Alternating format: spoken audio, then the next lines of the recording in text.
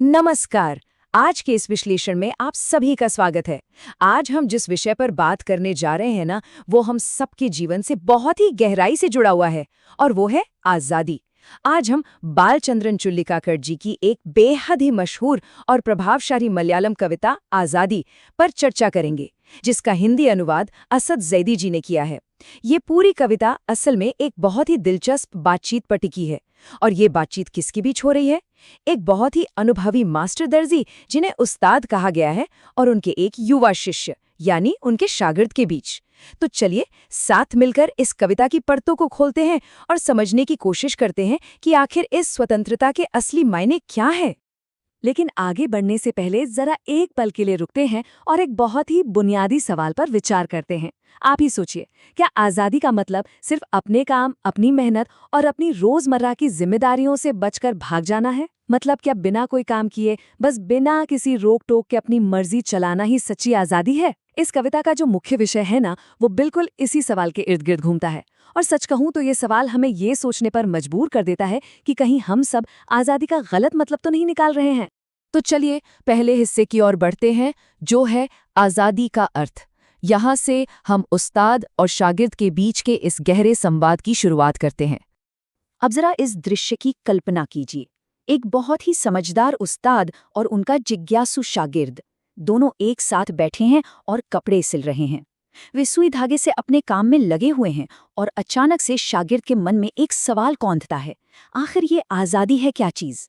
देखिए, ये सिर्फ कोई साधारण दार्शनिक बहस नहीं है। ये असल में दो पीढ़ियों और दो बिल्कुल अलग विचारधाराओं के बीच की चर्चा है। यहीं से शुरू होता है भ्रम और वास्तविकता का टकराव। एक तरफ शागिर्द की सोच है, जिसके लिए आज़ादी एक भ्रम है, एक बहुत ही रोमानी सा सपना है। उसे लगता है कि सारे बंधनों से आज़ाद होकर भाग जाना ही मुक्ति है। और वहीं दूसरी ओर हैं हमारे उस्ताद, जिनकी सोच जीवन की कठोर, एकदम जमीनी वास्तविकता पर टिकी है। उस्ताद इस बात को बखूबी समझते हैं कि जीवन की सच्चाई हमारी कल्पनाओं से बहुत बहुत अलग होती है। अब आते हैं दूसरे हिस्से पर, यानी शागिर्द के उन 7 सवालों पर जो आज़ादी को लेकर उसकी कल्पनाओं को दर्शाते हैं। चलिए अब उस शागिर्द के थोड़े भोले और कल्पनाशील नजरिए को देखते हैं। वो अपनी कल्पनाओं की उड़ान भरता है और उस्ताद के सामने 7 बेहद ही रचनात्मक उदाहरण या कहें रूपक रखता है। वो पूछता है, उस्ताद, क्या चारागाह में उछल-कूद मचाता वो नन्हा सा बछड़ा आज़ादी है, या सूरज में घोंसला बनाने के असंभव काम के लिए उड़ती हुई चिड़िया? क्या उत्तर दिशा में तेजी से भागती, सीटी बजाती रेलगाड़ी आज़ादी है, या फिर बस बिना किसी मंजिल के बेफिक्र होकर घूमना फिरना? क्या अंधेरे में भटकते हुए मुसाफिर को अचानक दिखने वाला लैंपपोस्ट आज़ादी है, या फिर बिना किसी चिंता के गहरी नींद में सो जाना? लेकिन इन सारे घुमावदार सवालों के अंत में शागिर्द अपनी सबसे गहरी और छिपी हुई इच्छा सामने रख ही देता है। वो पूछता है, क्या इस कभी न रुकने वाली सिलाई मशीन, सुई और इन कपड़ों के पहाड़ से मुक्ति पाना ही आज़ादी है? सच तो ये है कि वो बस अपने काम और अपनी मेहनत से पीछा छुड़ाना चाहता है। और ये तुलना बहुत ही शानदार तरीके से हमें दिखाती है कि इन दोनों की सोच में जमीन आसमान का फर्क है। जरा सोचकर देखिए, एक तरफ शागिर्द का नजरिया है, जो मेहनत से बचने और आज़ाद घूमने को ही असली आज़ादी मान बैठा है, और दूसरी तरफ उस्ताद का नजरिया है, जो ये साफ कर देता है कि भाई आज़ादी की मांग कुछ और ही होती है। उस्ताद के हिसाब से आज़ादी का मतलब काम से जी चुराना नहीं है, बल्कि काम में डटे रहना और हर इंसान के बुनियादी अधिकारों को पूरा करना है। तो चलिए अब देखते हैं कि उस्ताद ने इस पर क्या जबरदस्त जवाब दिया। यह है हमारा तीसरा हिस्सा, उस्ताद का यथार्थ जवाब, जो सीधे तौर पर हमारी बुनियादी ज़रूरतों से जुड़ा है। उस्ताद का जो जवाब है ना, वो एकदम ज़मीनी है और जीवन के कड़वे अनुभवों से निखर कर आया है। वो एक झटके में शागिर्द के बनाए ख्याली महल को तोड़ते हैं और उसे सीधे ज़मीन पर ला पटकते हैं। उस्ताद समझाते हैं कि आज़ादी कोई हवाई बात या जिम्मेदारियों से भागने का शॉर्टकट नहीं है। इस स्लाइड में जो सबसे दिलचस्प बात है, वो ये है कि उस्ताद ने आज़ादी को इंसान की तुरंत पूरी होने वाली ज़रूरतों के साथ कैसे जोड़ा है। देखिए, एक भूखे इंसान के लिए आज़ादी क्या है? भरपेट खाना, प्यासे के लिए पानी, ठंड से कांपते व्यक्ति के लिए गर्म ऊनी कपड़े और दिन भर के थके हारे इंसान के लिए एक आरामदायक बिस्तर मिल जाना ही तो सच्ची आज़ादी है। और तो और उस्ताद ये भी कहते हैं कि किसी डरे हुए व्यक्ति को सुरक्षित पनाह मिल जाना भी आज़ादी है। और इन सब में जो सबसे गहरी बात है, वो ये कि एक कवि के लिए आज़ादी का मतलब है उसके शब्द, यानी कुछ भी कहने या अभिव्यक्त करने की आज़ादी। क्योंकि अपनी बात कहने की आज़ादी के बिना क्या कोई भी समाज सच में आज़ाद कहला सकता है? बिल्कुल नहीं। अब बढ़ते हैं चौथे हिस्से की तरफ, ज्ञान, कर्म और त्याग। यही वो मार्ग है जो स्वतंत्रता की ओर ले जाता है।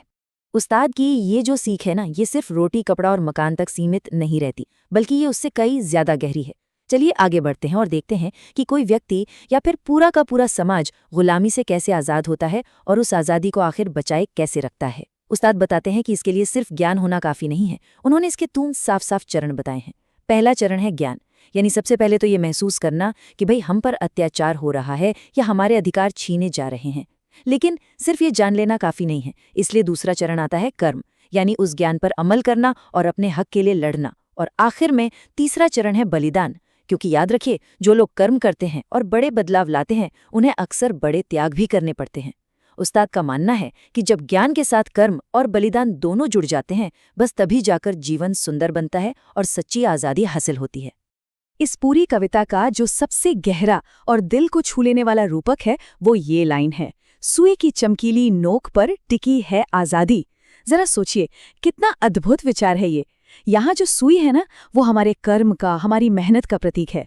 उस्ताद समझाते हैं कि जिस तरह एक दर्जी की सुई लगातार ऊपर नीचे चलती रहती है और धागे को जोड़कर एक खूबसूरत कपड़ा तैयार करती है, बिल्कुल उसी तरह आज़ादी भी निरंतर कर्म करते रहने से ही सुरक्षित रहती है। अगर सुई ने चलना बंद कर दिया, यानी अगर हमारी मेहनत और हमारा रोजमर्रा का काम रुक गया, तो समझ लीजिए कि आज़ादी का ये पूरा ताना बाना ही बिखर जाएगा। बिना कर्म किए आज़ादी का कोई वजूद ही नहीं है। और अब हम पहुंच गए हैं अपने 5वें और आखिरी हिस्से पर, कड़ी मेहनत का फल, जहां ये साफ होता है कि कर्म ही आज़ादी है। और ये विचार हमें आज की इस चर्चा के बिल्कुल क्लाइमैक्स पर ले आता है। यहाँ उस्ताद अपना आखिरी और सबसे दमदार फैसला सुनाते हैं कि आखिर इस आज़ादी के सुख का असली हकदार है कौन। उस्ताद के इन शब्दों को ध्यान से सुनिएगा। आज़ादी वो फसल है जिसे बोने वाला ही काट सकता है। ये वो रोटी है जिसे मेहनती ही खा सकता है। और उस्ताद आगे ये भी जोड़ते हैं कि ये वो कपड़ा है जिसे दर्जी ही पहन सकता है। उस्ताद के कहने का सीधा सा मतलब बस इतना है कि जो इंसान पसीना नहीं बहाएगा, जो कर्म नहीं करेगा, उसे आज़ादी के सपने देखने या उसका फल चखने का कोई अधिकार नहीं है। आज़ादी उसी के कदम चूमती है जो इसके लिए मेहनत करता है। और ये सुनते ही शागिर्द की आंखें खुल जाती हैं, उसकी सारी उलझनें खत्म हो जाती हैं और वो बिना कुछ कहे चुपचाप अपनी सुरी में धागा पिरोता है और वापस अपने काम में जुट जाता है। तो अब इस पूरी चर्चा को समेटते हुए आखिर में एक ऐसा सवाल बचता है जो हम सबको अपने आप से पूछना चाहिए। क्या हम भी बस बैठकर हवा में महल या ख्याली पुलाव पका रहे हैं, ये सोचकर कि बिना कुछ किए हमें सब कुछ मिल जाएगा? या फिर क्या हम सच में सुई में धागा डालकर जमीन पर उतरकर वो कड़ी मेहनत करने के लिए तैयार हैं जो सच्ची आज़ादी पाने और उसे बनाए रखने के लिए सबसे ज़्यादा ज़रूरी है? क्योंकि आज़ादी का दूसरा नाम ही कर्म है। उम्मीद है इस विश्लेषण से आप सभी को आज़ादी के इस गहरे अर्थ को समझने का एक बिल्कुल नया नजरिया मिला होगा। सोचने पर मजबूर करने वाला विषय था ना? तो बस कर्म करते रहिए,